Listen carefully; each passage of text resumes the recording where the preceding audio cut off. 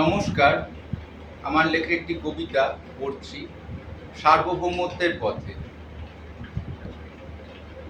দেহযন্ত্রহীন শরীরে পৌলমী, উদ্ভিদের কায়া আমার, ইন্দ্রের, আকাশের, আলোর ও নহুষের।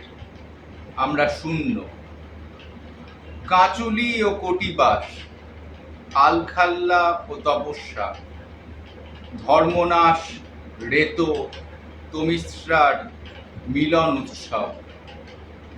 তুমি সর্বত্র আছো, তুমি কোথাও নেই।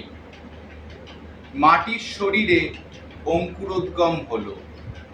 আপনি এই ব্যাপারে আগেও আমাকে সতর্ক করেছিলেন।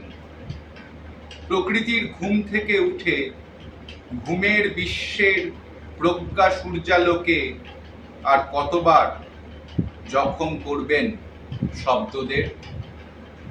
বাতাসের মতিভ্রমে দেয়াল থেকে পালঙ্কে, পালঙ্ক থেকে দেয়ালে, গাছের পাতার আলোড়নে আমি শব্দহীন। অভাব মহাপ্রাপ্তির পথে আমি হিমি, প্রলাপ ও আলো। আমরা যারা সম্রাটের মৃত্যুদিনে হুল্লোড়ে মেতেছিলাম হনন উৎসবে।